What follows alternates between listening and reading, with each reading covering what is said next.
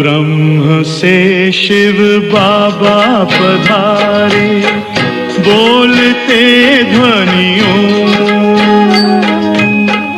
ब्रह्म से शिव बाबा पधारे, बोलते ध्वनियों।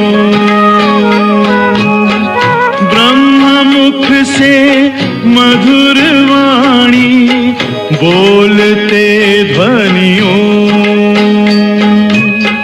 ब्रह्म से शिव बाबा पधारे, ओम ओम।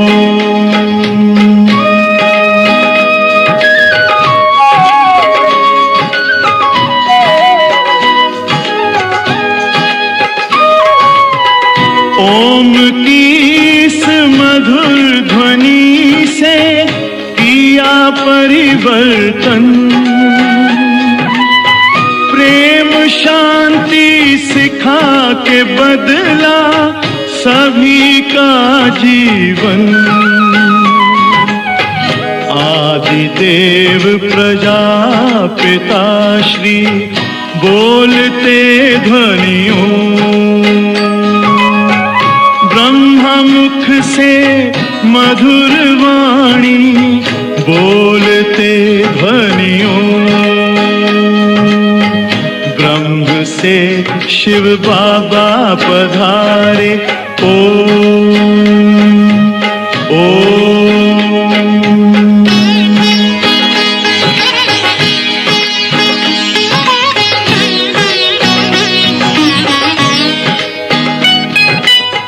सोहनी सूरत मोहनी मूरत ज्ञान के मोती, भव्य मुख पर चंद्रमासी चमकती ज्योति। दिव्य दर्शन दिव्य वाणी बोलते ध्वनियों, मुख से मधुर वाणी बोलते ध्वनियों। ब्रह्म से शिव बाबा पधारे, ओम ओम।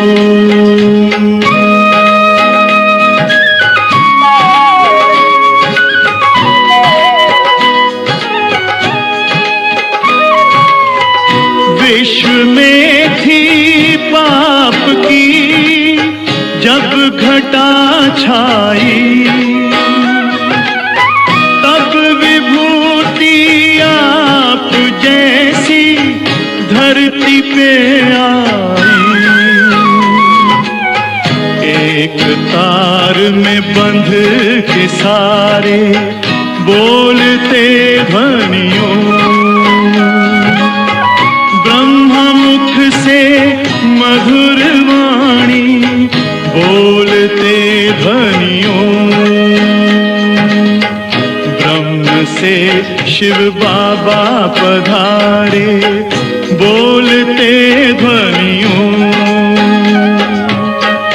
ब्रह्मा मुख से मधुर वाणी बोलते ध्वनियों। ब्रह्म से शिव बाबा पधारे,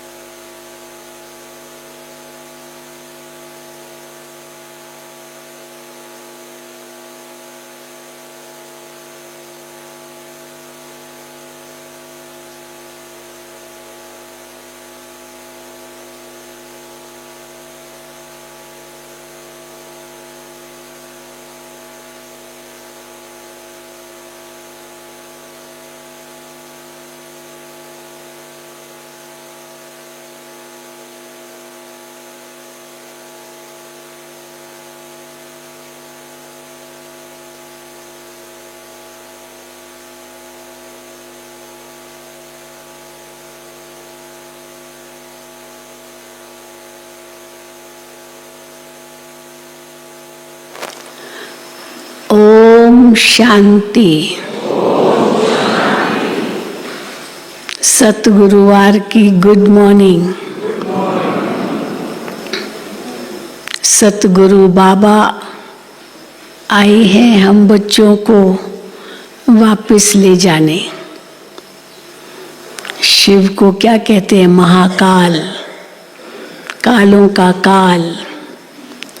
कल बाबा ने कहा मैं खिवैया हूँ, आज बाबा कहे मैं महाकाल हूँ। तो महाकाल क्या करेगा? सबको वापस ले जाएगा, शरीर यहीं रह जाएंगे, आत्माओं को ले जाएगा। तो जब हम कहते हैं विनाश होना है, विनाश होना है, फिर नई दुनिया आनी है, तो कई लोग कहते हैं ये ब्रह्मा कुमारियाँ तो केवल विनाश की बात करती है। हाँ, पहले बहुत कहते थे, आजकल नहीं कहते, क्योंकि देख भी रहे हैं सार, कभी भी विनाश हो सकता है, कभी भी युद्ध छिड़ सकता है। लेकिन पहले कहते थे कि आप लोग विनाश विनाश की बातें करते हो। तो हम कहते थे हम विनाश इसलिए कहते हैं क्योंकि विनाश न हो तो नई दुनिया कैसे आएगी, सतयुग कैसे आएगा। और सब आत्माओं को वापस भी जाना है, तब तो सतयुग आएगा। इसलिए हम तो कहते सतयुग आएगा, इसलिए विनाश चाहिए, केवल विनाश नहीं कहते। लेकिन लोग क्या समझते, ये विनाश विनाश कर रहे, तो डरते हैं ना, विनाश शब्द सुनकर ही डरते हैं। फिर ये भी कहते प्रलय हो गई, प्रलय माना सब जलमग्न होंगे। तो बाबा कहते प्रलय तो होती नहीं, सब कुछ जलमग्न होता नहीं, धरती भी रहती है, जल भी रहता है, और सब जो भी खंड है वो सब एक हो जाएंगे और चारों ओर जल होगा। तो वो जैसे जलमग्न कहते हैं। अभी तो टुकड़े टुकड़े हैं, एक खंड वहाँ, एक खंड वहाँ, बीच बीच में सागर है। लेकिन बाद में क्या होगा, सब खंड जो है वो एक हो जाएंगे, धरती एक हो जाएगी, जो जमीन है वो एक हो जाएगी और चारों ओर सागर होगा। तो वो जैसे बेट हो जाएगा। तो इसीलिए बाबा भविष्य भी बताते हैं, नई दुनिया की याद भी दिलाते हैं। और आज बाबा ने देखो मुंबई वाले आए हैं, बाबा ने मुंबई को भी याद किया है। पर क्यों बाबा मुंबई को याद करते हैं? हाँ, क्यों याद करते बताओ मुंबई वाले? ये सब पानी में जाने वाला है मुंबई, हाँ इसलिए बाबा याद करते। वैसे भी 7 टापू से बना हुआ है मुंबई, 7 टापू थे, और उस समय तो सब जो मछली मारने वाले वही रहते थे, मच्छी मारी कहते थे उनको, वही रहते थे। और अभी तो देखो सागर को सुखा करके कितनी बड़ी बड़ी इमारतें बना दी है, बिल्डिंग्स बना दी है, टावर। आज बाबा ने टावर को भी याद किया। तो मुंबई में तो टावर ही बनते जा रहे हैं, बनते ही जा रहे हैं, पुराने मकान तोड़ के बड़ी बड़ी इमारतें, टावर बनाते जा रहे हैं। हाँ, तो इसीलिए बाबा ने आज वो भी याद किया है। और ये टावर कैसे गिरेंगे? बाबा कई बार कहते ताश के पत्तों की तरह। ताश के पत्तों का आप मकान बना लो और हवा लगे तो क्या होगा, सारे पत्ते गिर जाते ताश के। तो ये भी ऐसा ही होना है। तो आज बाबा ने कराची को भी याद किया, जो जो सागर के किनारे शहर बसे हुए हैं वो सब जलमग्न हो जाने, क्योंकि सागर से ही लिया गया है। तो ज़मीन वापस ले लेगा ना सागर। तो आज बाबा ने कई बातें सुनाई है, अब सुनेंगे बाबा के महावाक्य, और फिर भोग भी लगेगा। और शशि बहन जी की तबीयत ठीक नहीं है, इसलिए वो तो नहीं आ सकेंगे, हम सब मिल करके बाबा को भोग लगाएंगे। आज 15/9/2022 है।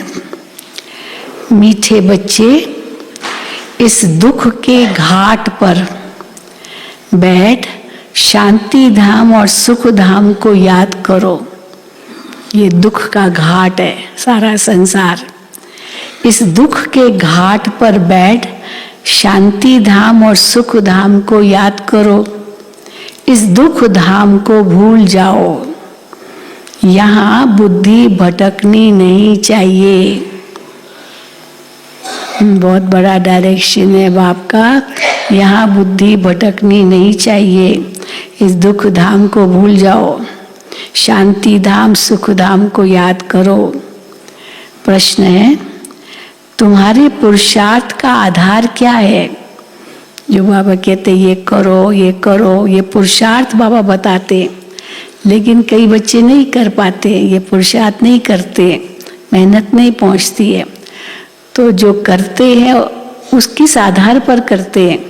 ऐसे नहीं बाबा ने कहा इसीलिए कर रहे, लेकिन किस आधार पर तुम्हारा पुरुषार्थ चलता है? तो उत्तर है निश्चय। तुमको निश्चय है, तुम्हें निश्चय है बाप नई दुनिया की सौगात लाए हैं, इस पुरानी दुनिया का विनाश होना ही है। इस निश्चय से तुम पुरुषार्थ करते हो। ऐसे नहीं पता नहीं नई दुनिया आएगी नहीं आएगी, सतयुग आएगा नहीं आएगा, कलयुग विनाश होगा नहीं होगा, ऐसे नहीं, पूरा निश्चय होगा। तो इस आधार पर पुरुषार्थ है। जिनको निश्चय नहीं है वो कहाँ पुरुषार्थ करेंगे? तो तुम्हें निश्चय है बाप नई दुनिया की सौगात लाए हैं, इस पुरानी दुनिया का विनाश होना ही है। इस निश्चय से तुम पुरुषार्थ करते हो। अगर निश्चय नहीं है तो सुधरेंगे नहीं। सुधरेंगे तब जब निश्चय हो कि हाँ बरोबर अब बाबा आए हैं नई दुनिया बनाने। आगे चल अखबारों द्वारा तुम्हारा मैसेज सबको मिलेगा। उस समय तो जब बाबा ने मुरली चलाई होगी अखबारें ही थी, टीवी और बाकी और मीडिया, इंटरनेट, ये सब तो कुछ भी नहीं था। आजकल सोशल मीडिया कितना बढ़ गया है। और अभी तो देखो ग्लोबल समिट में भी मीडिया वाले कितने लोग आए, बहुत आए मीडिया वाले, और पत्रकार तो खास बहुत आए, और साथ साथ राजनेता भी आए। तो इसीलिए देखो बाबा कहते हैं सबको मैसेज तो देना ही है। और राजघराने वाले भी आए, जो बाबा कहते हैं राजाएं भी आएंगे, वो भी आए। तो बाबा कहते हैं आगे चल अखबारों द्वारा तुम्हारा मैसेज सबको मिलेगा, आवाज निकलेगा, तुम्हारा निश्चय भी पक्का होता जाएगा। Om Shanti. Tower of silence and tower of सुख। तुम बच्चे यहाँ बैठे हो तो तुम्हारी बुद्धि घर में जानी चाहिए। वो है शांति का टावर। शांति धाम है, शांति का टावर। ऊंच से ऊंच को टावर कहा जाता है ना। तुम शांति के टावर हो, हम ही टावर है शांति के। घर में जाने के लिए तुम पुरुषार्थ कर रहे हो। कैसे जाते हो उस घर में? जो टावर में रहने वाला बाप है, सबसे ऊंचे स्थान पर रहने वाला बाप है, वो शिक्षा देते हैं कि मुझे याद करो तो शांति के टावर में आ जाएंगे। उसको घर भी कहा जाता है, शांति धाम भी कहा जाता है। ये बातें समझाई जाती है। अपने शांति धाम सुख धाम की याद में रहो। नहीं रह सकते हो अगर सुख धाम शांति धाम की याद में नहीं रह सकते हो, इसका मतलब क्या है? तो गोया जंगल के कांटे हो। कि जंगल के कांटे तो जंगल में ही रहेंगे ना, बगीचे में थोड़ी होंगे। नहीं तो नहीं रह सकते हो सुख धाम शांति धाम की याद में, तो गोया जंगल के कांटे हो, इसलिए दुख भासता है। अपने को शांति धाम का निवासी समझो। अपने घर को याद करना है, भूलना नहीं है। घर है ही बाप का, बाप का 100 बच्चों का वही घर है। ये है ही दुख का घाट। घाट होते ना नदी के किनारे तीर्थ स्थानों पर, तो जैसे ये दुख का घाट है। ये है ही दुख का घाट। यहाँ बैठे भी जिनको बाहर की बातें याद आती है, तो ऐसे नहीं कहेंगे कि इनको अपना घर याद है। ऐसे नहीं कहेंगे इनको अपना घर याद है, यहाँ रहते भी। तो बाबा कहते हैं जिनको यहाँ बैठे बाहर की बातें याद आती है, तो ऐसे नहीं कहेंगे कि इनको अपना घर याद है। परम धाम, शांति धाम, सुख धाम याद है नहीं कहेंगे अगर और बातें इस संसार की याद है तो। इसलिए बाप रोज शिक्षा देते रहते हैं, घड़ी घड़ी शांति धाम, सुख धाम को याद करो। गीता में भी बाप के महावाक्य हैं कि मुझे याद करो। भगवान क्या बनाएंगे? उनको याद करेंगे तो भगवान क्या बनाएंगे? स्वर्ग का मालिक बनाएंगे। और क्या, हाँ, इनसे कम थोड़ी देंगे कुछ। स्वर्ग का मालिक बनाएंगे भगवान अगर उनको याद करेंगे तो। जब स्वर्ग का मालिक बनने बैठे हो, बैठे ही इसलिए हो स्वर्ग का मालिक बनने, तो घर के लिए, स्वर्ग के लिए जो बाप श्रीमत देते हैं उस पर पूरा पूरा चलना है। दुनिया में कितने ढेर के ढेर गुरु है। बाप ने समझाया है कि कोई भी धर्म स्थापक को गुरु नहीं कहा जा सकता। धर्म स्थापक को गुरु नहीं कहा जा सकता है। क्यों? क्योंकि गुरु वो जो घर का रास्ता बताए, मुक्ति, जीवन मुक्ति का रास्ता बताए। और धर्म पिताएं जो आते वो तो इस संसार में कैसे रहो, इस दुनिया में कैसे रहो ही बताते हैं, क्योंकि उस अनुसार ही समय की मांग होती है। तो धर्म पिताएं आकर वो बताकर अपने धर्म की स्थापना करते हैं। तो बाबा कहते हैं कोई भी धर्म स्थापक को गुरु नहीं कहा जाता है। वो तो सिर्फ धर्म स्थापन करने लिए आते हैं, वापस ले जाने थोड़ी आते हैं। वापस ले जाने लिए नहीं आते हैं, धर्म स्थापन करने आते हैं। गुरु अर्थात जो वापस निर्वाण धाम वानप्रस्थ में ले जाए। परंतु एक भी गुरु वापस ले जाने वाला है नहीं। पहले गुरु कहलाते अपने आप को, पर गुरु माना जो वापस ले जाए। लेकिन बाबा कहते एक भी गुरु वापस ले जा नहीं सकते। एक भी निर्वाण धाम में जाते नहीं, खुद भी नहीं जाते। चलो कोई बड़ा सन्यासी भी शरीर छोड़ेगा तो फिर जन्म तो लेगा ना, चाहे कितना भी बड़ा शंकराचार्य हो तो भी फिर यहीं जन्म लेगा। एक भी निर्वाण धाम में जाते नहीं। वाणी से परे अर्थात घर। वानप्रस्थ का अर्थ न गुरु लोग जानते न फॉलोअर्स ही जानते हैं। वानप्रस्थ माना वाणी से परे जाने का स्थान, उसको याद करना है। तो बाबा कहते हैं वानप्रस्थ का अर्थ न गुरु लोग जानते न फॉलोअर्स को जानते, फॉलोअर्स ही जानते। तो बच्चों को कितना समझाया जाता है। ये चित्र है सतयुग के और वो चित्र है त्रेता के।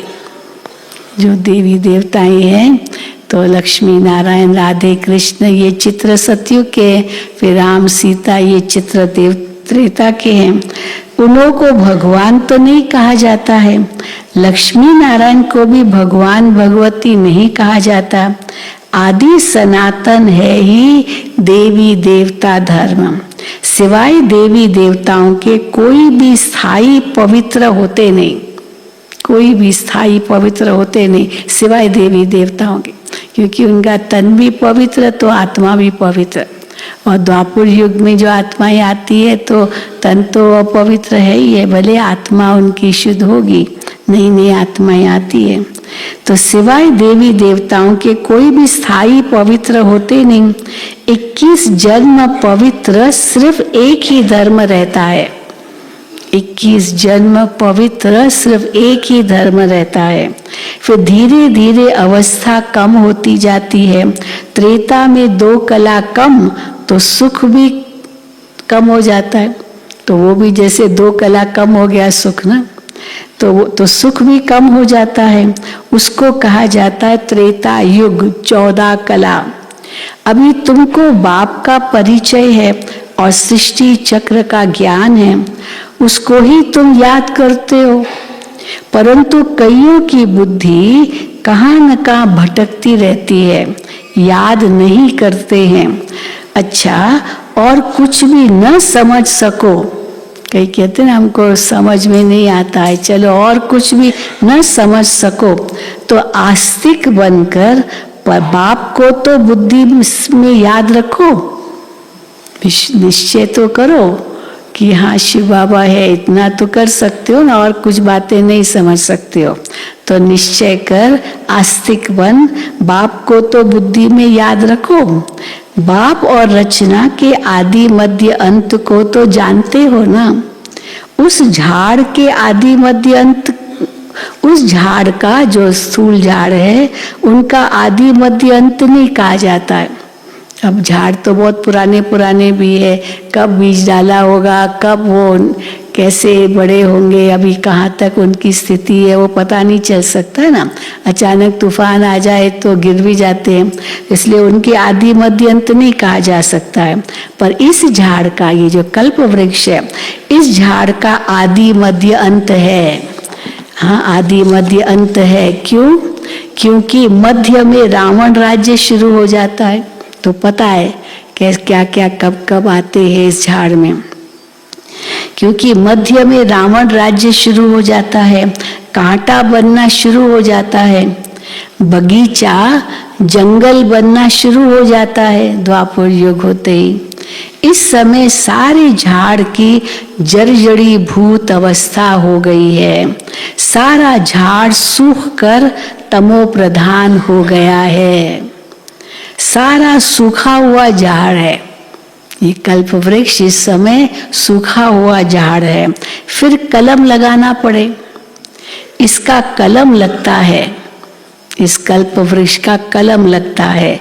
कलम न लगे तो प्रलय हो जाए, कलम लगता है क्योंकि ऐसे ही खत्म हो जाए माना संसार नष्ट हो गया, पर कलम लगता है तो वो आगे चलेगा, इसलिए प्रलय नहीं होती है, कलम लगता है नई झाड़ का।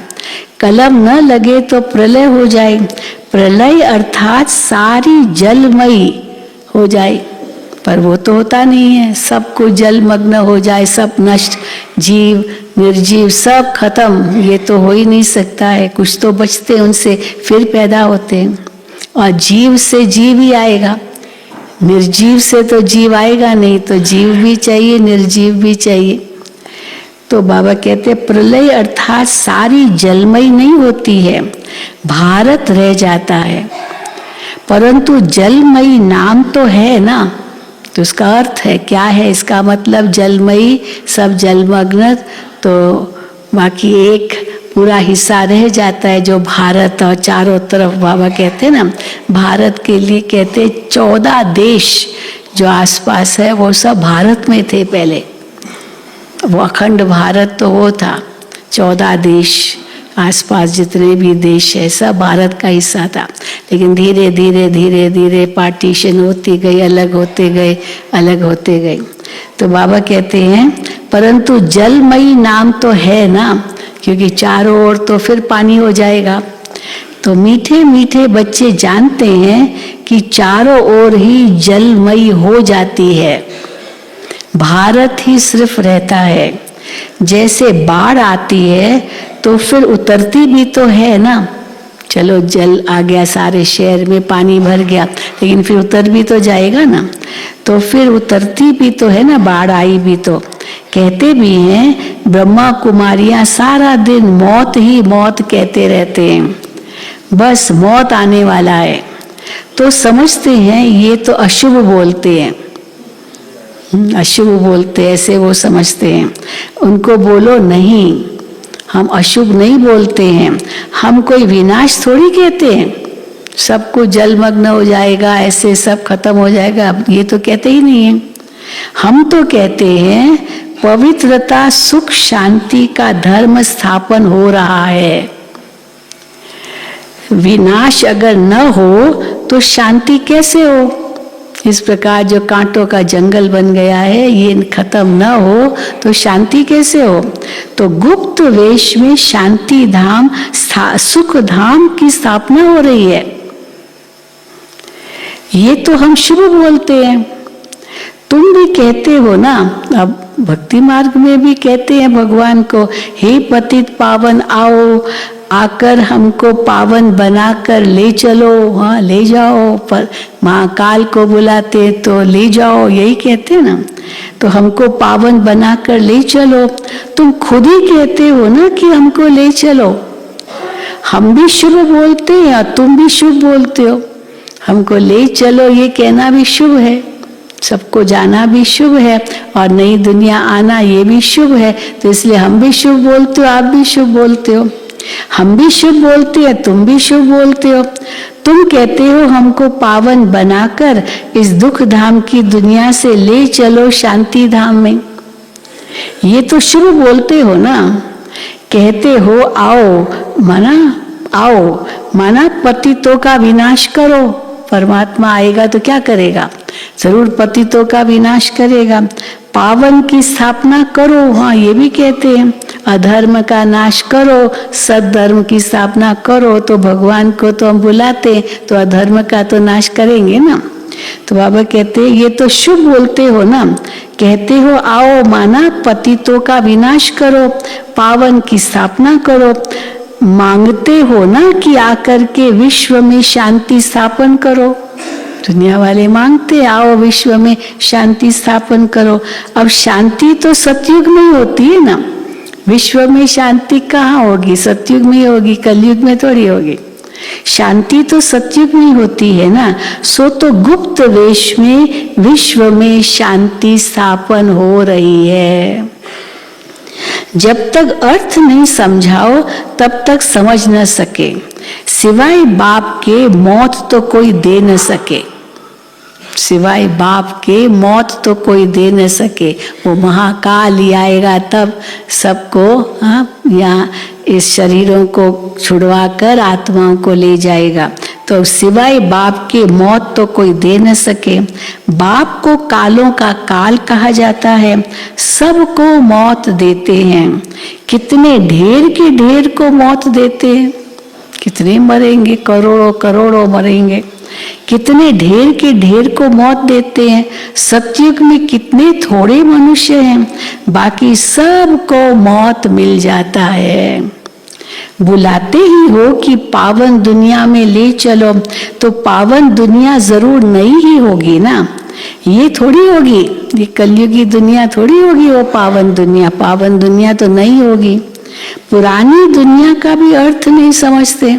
समझते बस ऐसे यही बदल जाए और यही सब चले जाए, ऐसे तो होगा नहीं। यही सब पावन दुनिया में हो जाए, पर पावन तो बनना पड़े, उसके लिए घर भी जाना पड़े, फिर पावन प्रकृति चाहिए, तब पावन शरीर मिले, तब पावन दुनिया कहलाए। तो बाबा कहते पुरानी दुनिया का भी अर्थ नहीं समझते। पावन दुनिया में तो बहुत थोड़े मनुष्य रहते हैं, शांति रहती है। ये बातें समझने और समझाने में कितना सहज है। सहज है समझाना ये लोगों को, या मुश्किल है? बाबा कहते बहुत सहज है, परंतु बुद्धि में बैठता ही नहीं, क्योंकि समय नहीं है बैठने का। और चलो उस समय तो नहीं था समय, अब लोगों के बुद्धि में बैठता जा रहा है, क्योंकि समय आ गया है। क्योंकि समय ही नहीं है बुद्धि में बैठने का। कहा भी जाता है कुंभकर्ण की नींद में सब सोए पड़े हैं, ये नहीं जागेंगे। समय पर जागेंगे, अभी जाग रहे हैं, धीरे धीरे सब जाग रहे हैं। कम से कम ये तो उनको अंदर आता है, मैं हम जाएं, माउंट आबू जाएं, देखें कैसे इनका कार्य चलता है, देखें। फिर निमंत्रण मिलता है तो सहज स्वीकार कर लेते हैं। तो बाबा कहते हैं कहा भी जाता है ना, कुंभकर्ण की नींद में सब सोए पड़े हैं, ये नहीं जागेंगे। ये ड्रामा बड़ा विचित्र है। कुंभकर्ण के लिए भी दिखाते ना, कितने तरीके अपनाए कुंभकर्ण को जगाने का, लेकिन नहीं जागा। लेकिन समय जब आ गया तो जागा। और रामायण में दिखाते हैं और कुंभकर्ण कैसे जागा, जब उसको भोजन मिला, भोजन, वो सुगंध उसको आई भोजन की, तो एकदम से जाग पड़ा, ऐसे बताते हैं। तो बाबा कहते हैं ये ड्रामा बड़ा विचित्र है। तो ये सारा चक्र बुद्धि में फिरना चाहिए। बाप आकर सारा ज्ञान देते हैं, उनको कहते ही हैं नॉलेजफुल, ज्ञान का सागर। ज्ञान का सागर एक बाप ही है। तुम जानते हो पानी के सागर कितने हैं? 7 समुद्र कहते हैं, 7 समुद्र पार ऐसे कहते हैं ना। तो अभी जितने नाम है उतने सागर है। तो 7 सागर 7 समुद्र कहते हैं। जितने नाम है उतने सागर है, वह सागर एक ही है। वास्तव में सागर तो एक ही है ना, भले नाम अलग अलग दिए हैं। आप अमेरिका जाइए, साउथ अमेरिका में एक तरफ अटलांटिक ओशन है, दूसरी तरफ पैसिफिक ओशन है। दोनों ओशंस है, एक तरफ ब्राजील है, एक तरफ चिली है। हाँ, ये भी मेरा भाग्य, हम दोनों में गए थे, चिली भी गए, ब्राजील भी गए। तो अटलांटिक ओशन में भी पाँव डाला, तो पैसिफिक ओशन में भी पाँव डाला। फिर कहाँ भी गए, इंडियन ओशन में गए, इस भारत कन्याकुमारी है तो वहाँ भी पाँव डाला है। अफ्रीका में एकदम लास्ट में गए, वो उनको वहाँ भी पाँव डाला। तो कहेंगे सब सागरों में पाँव डाला, पर है तो एक ही सागर ना। तो देखो बाबा क्या कहते हैं, जितने नाम है उतने सागर है, वह सागर एक ही है। ये तो अलग अलग पार्टीशन कर नाम रख दिए हैं, बाहर सागर तो एक ही है ना। वास्को ड गामा भी सारा चक्र लगाए, फिर वहां ही आकर खड़ा हो गया। वास्को ड गामा पूर्व की तरफ गया, कहाँ वो पोर्चुगल में था। हाँ, पोर्चुगल में वास्को ड गामा था। वो स्थान भी हम देख के आए जहाँ से वो बोट में बैठा, शिप में बैठा भारत में आने के लिए। तो वो स्थान बनाया हुआ वहाँ है कि वास्को ड गामा यहाँ से निकला भारत जाने के लिए। तो पूर्व की तरफ, उसको मालूम था पूर्व तरफ जाएंगे, तो वो बीच में अफ्रीका आया और वहाँ बहुत तूफान सागर में आया। और जब अफ्रीका के टिप पर पहुँचा, एकदम नीचे, एकदम जो अफ्रीका का टिप है वहाँ, उसके बाद सागर शांत हो गया। तो जब सागर शांत हुआ तो उसने कहा अभी मैं भारत जरूर पहुंचूंगा। तो उस स्थान को जो नीचे टिप है अफ्रीका का, उसको कहते Cape of Good Hope. Cape of Good Hope, Cape माना उसका नीचे का भाग, तो केप ऑफ गुड होप माना अभी उसको आशा जागी कि मैं भारत जा सकूंगा। फिर कोलंबस आया, तो कोलंबस ने सोचा मैं भी भारत जाऊं, लेकिन उसने पश्चिम का रास्ता लिया, और पश्चिम का रास्ता लिया तो साउथ अमेरिका पहुंच गया। उसको लगा यही भारत है। तो वहाँ के जो लोग हैं उनको रेड इंडियंस कहते हैं, लाल लाल बाल वालों, तो रेड इंडियन नाम दे दिया। उसको लगा भारत में आ गया हूँ। तो इसलिए सब भारत की तरफ जा रहे थे, क्योंकि भारत में उनको बहुत संपत्ति मिलनी थी, इसीलिए भारत की ओर आए। तो देखो बाबा क्या कहते हैं, वास्को ड गामा की बात कर रहे हैं। वास्को ड गामा भी सारा चक्र लगाए, फिर वहीं आकर खड़ा हो गया, वापस तो फिर वहीं गया होगा। तो सागर एक ही है, बीच बीच में टुकड़ा टुकड़ा कर अलग अलग बना दिया है। धरनी भी सारी एक ही है, परंतु टुकड़ा टुकड़ा हुई पड़ी है। तुम्हारा राज्य होता है तो धरनी भी एक हो जाती है। और वो धरनी जो एक हो जाती है, किसी ने लिखा था, वो धरनी बिल्कुल पीपल के पत्ते की तरह हो जाती है। जो सतयुग में धरनी हो जाएगी, सब देश मिल जाएंगे, जो वो पीपल के पत्ते की धरनी जैसे हो जाएगी वो आकार। और वहाँ श्री कृष्ण का जन्म होगा। तो श्री कृष्ण का जन्म होगा तो पीपल के पत्ते पर, चारों ओर सागर और पीपल के पत्ते पर श्री कृष्ण का जन्म। तो यही होगा ना, सारा भारत पीपल का पत्ता और चारों ओर सागर और श्री कृष्ण का जन्म। तो देखो बाबा भी बताते हैं। तो बाबा कहते हैं तुम्हारा राज्य होता है तो धरनी भी एक ही होती है, राज्य भी एक होता है, नो टुकड़ा टुकड़ा टुकड़े टुकड़े नहीं होंगे। बाप आकर राज्य देते हैं, सारे सागर पर, सारी धरनी पर, सारे आसमान पर तुम्हारा राज्य होता है। मुक्ति में तो सब जाएंगे, बाकी जीवन मुक्ति में जाना कोई मासी का घर थोड़ी है। मुक्ति के लिए पुरुषार्थ नहीं है, वो तो सजा खा के भी जाएंगे। लेकिन जीवन मुक्ति जाना, बाबा कहते ये मासी का घर थोड़ी है। मुक्ति में जाना तो कॉमन है, क्योंकि सब जाएंगे, सब वापस लौटेंगे। जहां से आए हैं फिर वहां जाएंगे जरूर। बाकी नई दुनिया में सब थोड़ी आएंगे, तुम्हारा ही राज्य होगा। कोई कोई तो इतना देरी से आते हैं, जो पुरानी दुनिया शुरू होने से थोड़ा ही पहले 200-400 वर्ष पहले आते हैं। जो आत्माएं आएंगी सृष्टि पर, अभी भी आ रही है। तो आते हैं तो पुरानी दुनिया शुरू होने से थोड़ा ही पहले, यानी 200-400 वर्ष पहले कोई आते हैं। अब वो क्या हुआ 200-400 वर्ष पहले आए और विनाश हो गया। तो वो क्या हुआ, जो अच्छी रीति नहीं पढ़ेंगे तो त्रेता में भी पिछाड़ी, त्रेता में भी पिछाड़ी में थोड़ा समय रहेंगे तो त्रेता के अंत में आएंगे। सत्युग के आदि में कौन आएंगे वो बाबा बताते हैं, लेकिन पढ़ेंगे नहीं ठीक में। चलो बाबा तो कहा तो आएंगे स्वर्ग में, लेकिन त्रेता के अंत में आएंगे, थोड़ा समय रहेंगे। 16 कला तो कभी बन न सके, वो 14 कला कभी पिछाड़ी में आएंगे त्रेता के अंत में। उनको सामने दुख की दुनिया देखने में आएगी। अब जो त्रेता के अंत में आत्माएं आएंगी और उसके थोड़े समय के बाद तो दुख की दुनिया शुरू होनी है, तो उनको दुख की दुनिया देखने में आएगी। कांटों की दुनिया के नजदीक आ जाएंगे, वहां कोई ये मालूम नहीं पड़ता है, ये पता नहीं पड़ेगा कि हम कांटों की दुनिया के नजदीक आ रहे हैं, लेकिन होगा तो त्रेता का अंत। तो सारी नॉलेज तुमको अभी है जो बुद्धि में धारण करनी होती है।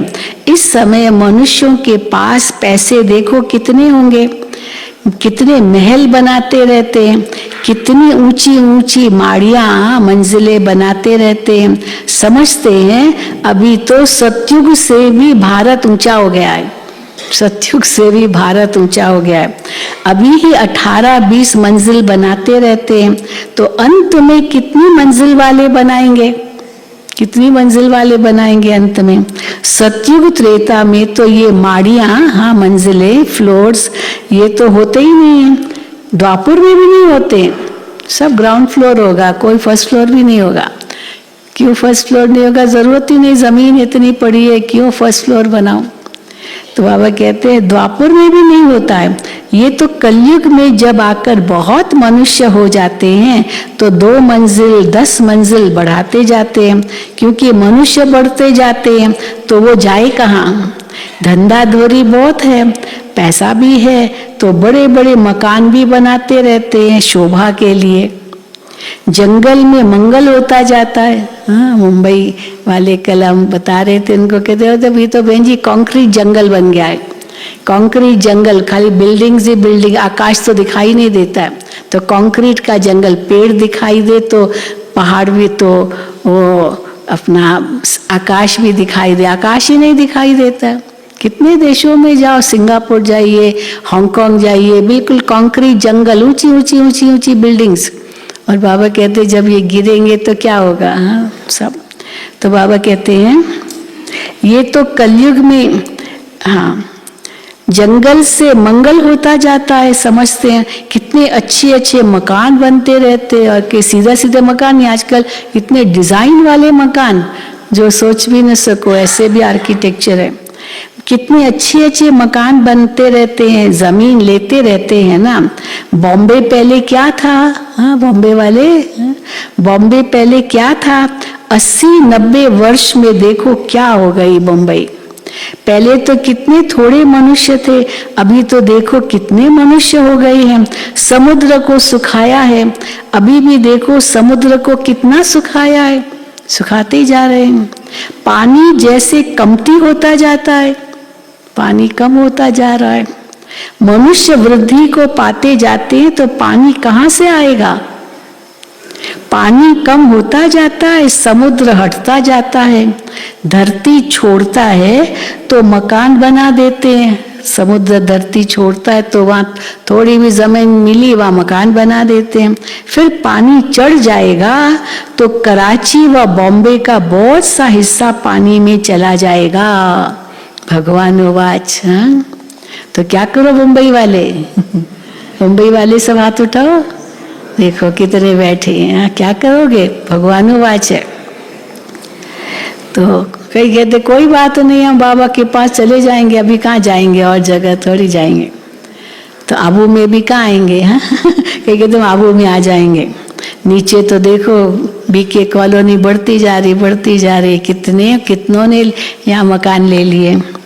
तो बाबा कहते हैं फिर पानी चढ़ जाएगा तो कराची व बॉम्बे का बहुत सा हिस्सा पानी में चला जाएगा।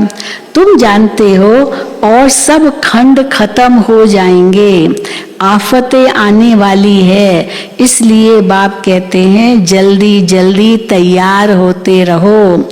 जैसे शमशान में, अब देखो बाबा कितना मिसाल देते, जैसे शमशान में जब आग जलकर खत्म होती है, अर्थी जलाते ना, मतलब डेड बॉडी जलाते हैं, तो पहले तो शुरू होता है धीरे धीरे धीरे आग बढ़ती जाती है, पर ऐसे नहीं कि चले जाते हैं, वहाँ रुकना पड़ता है। जो रिश्तेदार होते हैं वो तो रुकते हैं।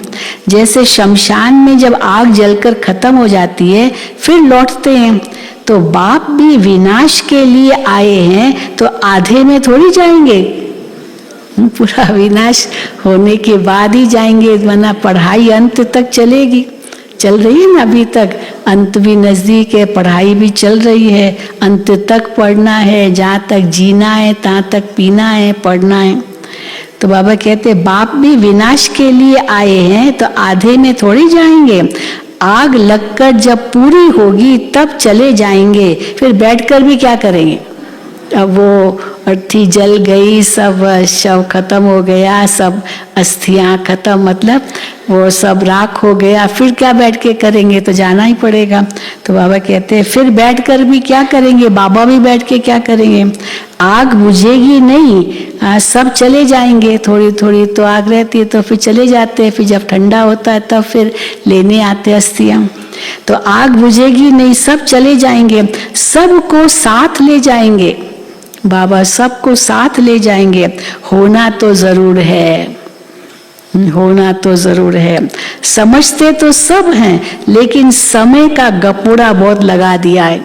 गपोड़ा माना इतना 10 साल को 100 साल कह दिया, तो गपोड़ा हो गया ना, बढ़ा चढ़ा के कह दिया है। बाबा कहते विनाश बच्चा, कलयुग बच्चा नहीं है, थोड़ा समय बचा है, और वो समय से कलयुग तो भी बच्चा है, तो फर्क पड़ गया।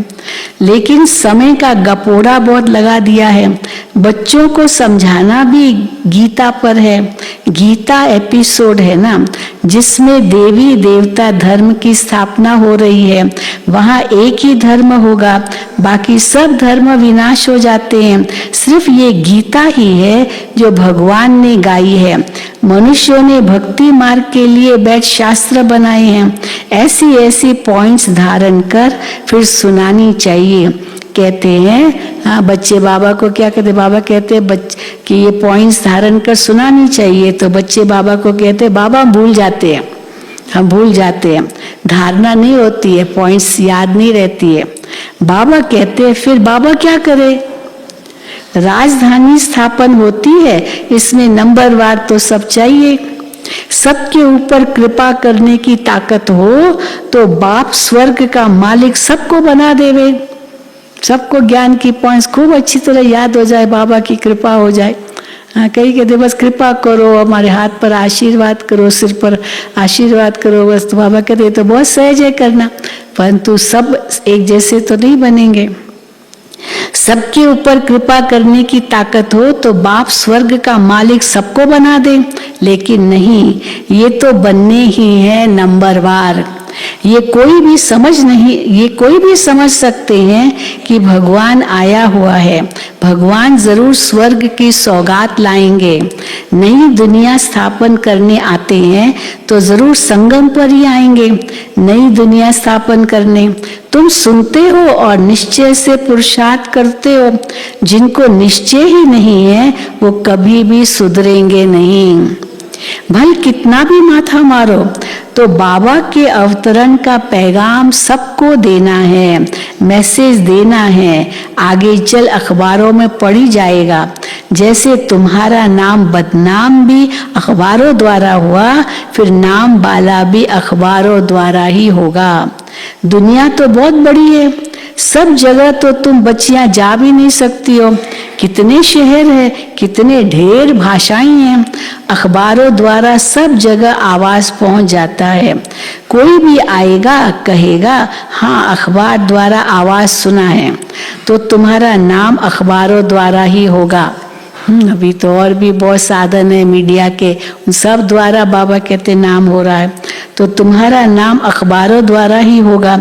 ऐसा नहीं समझो, क्या नहीं समझो, कि सब तरफ तुमको जाना पड़ेगा, सारी दुनिया में तुमको घूमना पड़ेगा, जरूरत नहीं है। सब तरफ तुमको जाना पड़ेगा ऐसा नहीं समझो, फिर तो पता नहीं कितना समय लग जाए। अखबारों द्वारा ही एक्यूरेट सुनेंगे। तुम कहते भी हो कि बाप को याद करो तो पाप कट जाएंगे। अखबारों में तो पढ़ना ही है। अब तुम्हारा नाम बाला होगा तो फिर बढ़ता जाएगा। जैसे कल्प पहले पता पड़ा होगा वैसे ही समय पर पता पड़ेगा। सबको मैसेज मिलेगा। युक्तियां चल रही है, बहुत अखबार वाले डालेंगे, किसको बुद्धि में बैठा और डाल देंगे। सब धर्म वालों को मालूम पड़ जाएगा। तब तो कहेंगे अहो प्रभु तेरी लीला अपरम अपार, आप आए लेकिन हमने नहीं पहचाना, ये कहेंगे अंत में, अहो प्रभु तेरी लीला। पिछाड़ी में बाप की याद सबको आएगी, परंतु कुछ भी कर नहीं सकेंगे, पुरुषार्थ तो नहीं कर सकेंगे अंत में। ये खेल है ना, खेल को जान जाएंगे। 84 चक्र का खेल सब अखबारों में पड़ जाएगा। जहां भी जाओ अखबार जरूर निकलते हैं। अखबार द्वारा सबको आवाज तो पहुंचता है ना। तुम्हारी बातें तो सबसे ऊंच है ना। विनाश का समय भी तो जरूर आना ही है ड्रामा अनुसार। जैसे कल्प पहले मालूम पड़ा होगा अभी भी पड़ेगा। धीरे धीरे स्थापना होती है ना। संगम युग याद पड़े तो स्वर्ग भी याद पड़े। स्वर्ग को याद करो और मन मना भव बाप को याद करो तो बेड़ा पार है। जब तक विनाश न हो शांति कहाँ से आए। विनाश का नाम ही कड़ा है। मनुष्य सुनकर बहुत डरते हैं, विनाश नाम मौत सुनकर ही डरते हैं। ये तो राइट बात है ना। पतित दुनिया में अनेक दुख हैं, पावन दुनिया में अनेक सुख हैं। तो बाप देखो सौगात कैसी लाते हैं, सुख की दुनिया की सौगात लाते हैं। अच्छा मीठे मीठे सिकिल दे बच्चों प्रति माता पिता बाप दादा का याद प्यार और गुड मॉर्निंग। रूहानी बाप की रूहानी बच्चों को नमस्ते। हम रूहानी बच्चों की रूहानी बाप दादा को याद प्यार गुड मॉर्निंग और नमस्ते। धारणा के लिए मुख्य सार। पहला, पढ़ाई को अच्छी तरह पढ़कर ऊंच पद पाना है। पढ़ाई को अच्छी तरह पढ़कर ऊंच पद पाना है। आफतें आने के पहले नई दुनिया के लिए तैयार होना है। दूसरा, अपने को सुधारने के लिए निश्चय बुद्धि बनना है। अपने को सुधारने के लिए निश्चय बुद्धि बनना है। वाणी से परे वान परस्त में जाना है। इसलिए इस दुख धाम को भूल शांति धाम और सुख धाम को याद करना है। वरदान, किसी भी परिस्थिति में फुल स्टॉप लगाकर दुआओं का अधिकार प्राप्त करने वाले महान आत्मा भव। किसी भी परिस्थिति में फुल स्टॉप लगाकर दुआओं का अधिकार प्राप्त करने वाले महान आत्मा भव। महान आत्मा वो है जिसमें स्वयं को बदलने की शक्ति है। फुल स्टॉप लगाया, चलो कोई बात नहीं, शांति, हाँ फुल स्टॉप।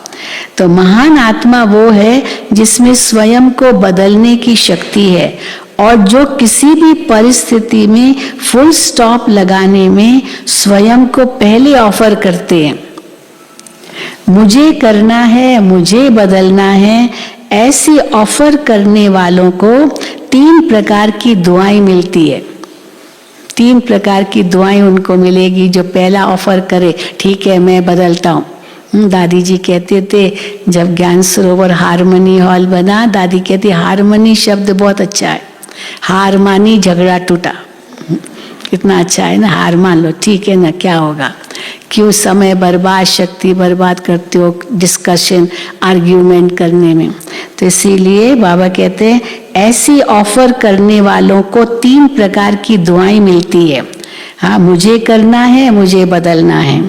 तो 3 प्रकार की दुआएं कैसे मिलती है? पहला, स्वयं को स्वयं की दुआएं, अर्थात खुशी मिलती है, चलो पूरा हुआ।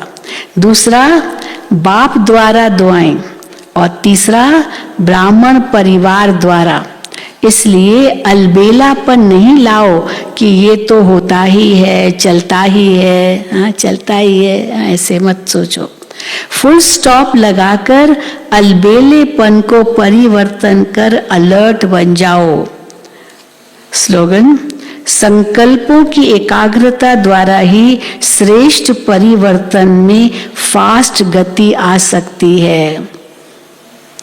संकल्पों की एकाग्रता द्वारा ही श्रेष्ठ परिवर्तन में फास्ट गति आ सकती है।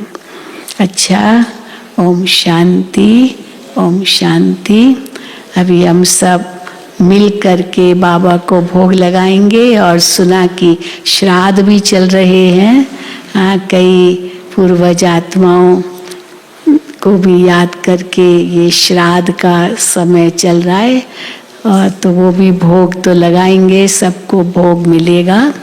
और बाकी भी जो बताया गया होगा बॉम्बे वालों को, जिनको नीचे जाना है नीचे कोई जाए, जब गए जिनको जाना था कोई गए नीचे भोग के लिए, कुलाबा वाले नहीं?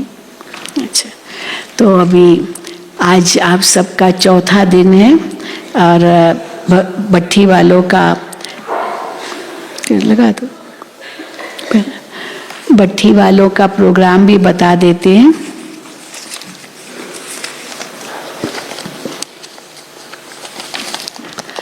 भट्ठी वालों का प्रोग्राम इस प्रकार है। आज का आपका स्वमान है, शांति की शक्ति से विश्व सेवा करने वाली मैं विश्व सेवाधारी आत्मा हूँ। शांति की शक्ति से विश्व सेवा करने वाली मैं विश्व सेवाधारी आत्मा हूँ, ये स्वमान है। और आज का 10 से 10:30 योग, 10:30 से 11:30 मोहन सिंगलबाई आपका क्लास कराने आएंगे। और आज इंजीनियर्स डे है, विशेष इंजीनियर्स डे है आज। तो engineering in day to day life, कैसे हमारे जीवन में भी इंजीनियरिंग है, तो engineering in day to day life. फिर 11:30 से 12 ब्रेक है, और फिर 12 से 1 इंदिरा बहन आपका क्लास कराएंगी, सुख दुख का कारण मन, सुख दुख का कारण मन। और फिर 5 से 6 संगठित योग, और 6 से 7:30 तक आत्म प्रकाश भाई आपका क्लास भी कराएंगे, योग भी कराएंगे। उनका विषय है साइलेंस पावर, शांति की शक्ति, ये उनका टॉपिक है। फिर 7:30 से 8:30 तक अनुभव की लेन देन होगी, फिर आप भोजन करने जाएंगे, फिर रात को कोई कार्यक्रम नहीं होगा। अच्छा, ओम शांति, ओम शांति। अभी हम सब बाबा को याद करेंगे, सब मिल करके।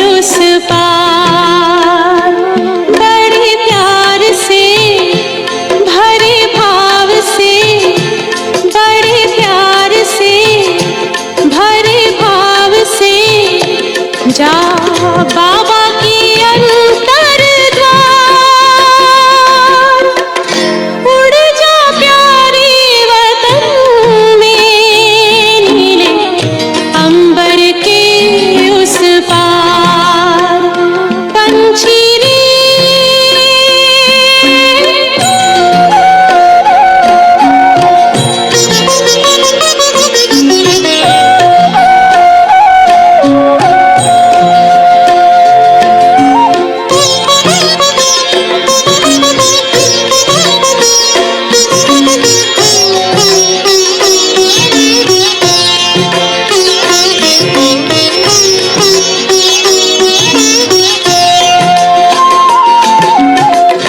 पंचेंद्रिय का छोड़ दे बंधन, तन मन से तू हो जा समर्पण। पंचेंद्रिय का छोड़ दे बंधन, तन मन से तू हो जा समर्पण। दिव्य ज्योति में देह धारण कर, बाबा के पास जा हो के मगन। प्रेम की डोर में मोती पिरो के, प्रेम की डोर में मोती पिरो के, कर ले सच्चा श्रृंगार। उड़ जा प्यारे वतन में, नीले अंबर के उस पार, नीले अंबर के उस पार पंछी रे।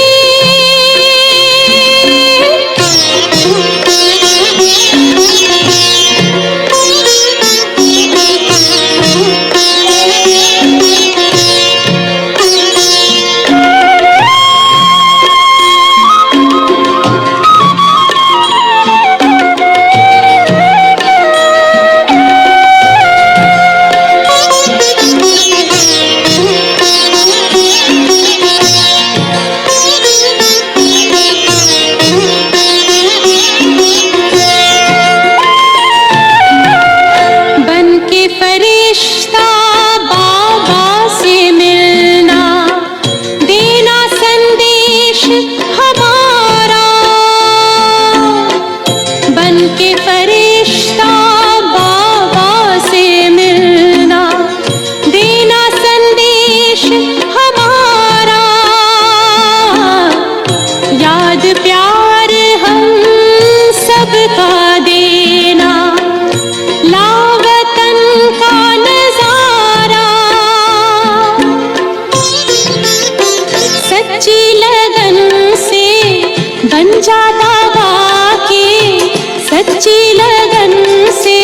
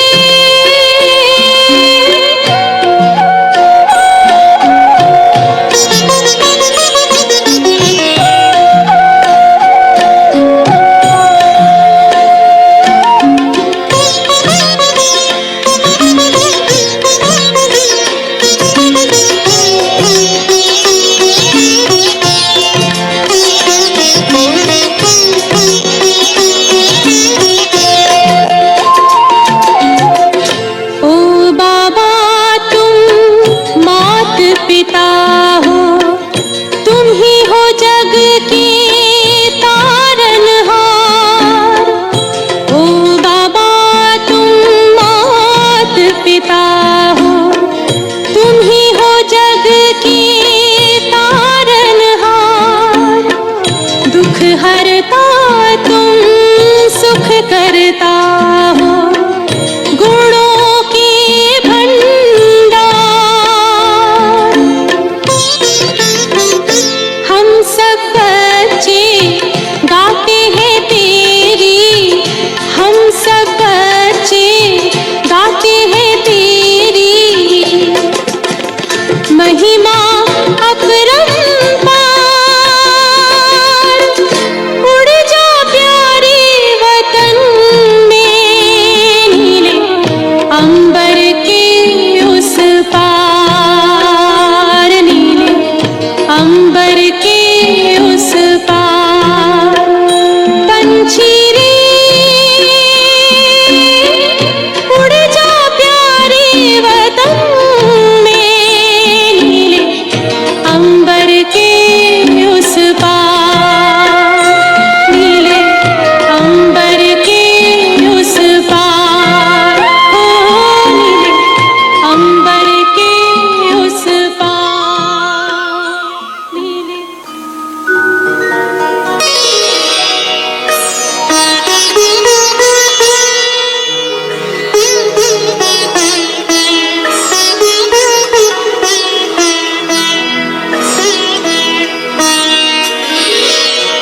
तेरी याद का अमृत पीते हैं, तेरी याद का अमृत पीते हैं। तेरी याद में जीते हैं बाबा, तेरी याद में जीते हैं बाबा। तेरी याद का अमृत पीते हैं, तेरी याद का अमृत पीते हैं। रहे याद सदा ही साथ तेरी, रहे याद सदा ही साथ तेरी।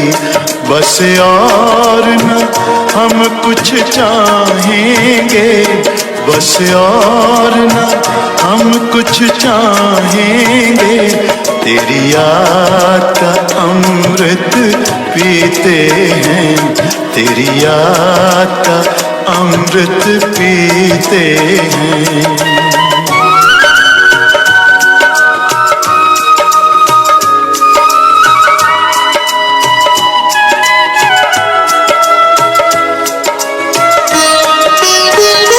जो पल बीते तेरी यादों में, जो पल बीते तेरी यादों में, वो पल अविनाशी होते हैं, वो पल अविनाशी होते हैं। हर पल को सफल बना देंगे, हर पल को सफल बना देंगे। तेरी याद कभी ना छोड़ेंगे, तेरी याद कभी ना छोड़ेंगे। तेरी याद का अमृत पीते हैं, तेरी याद का अमृत पीते हैं।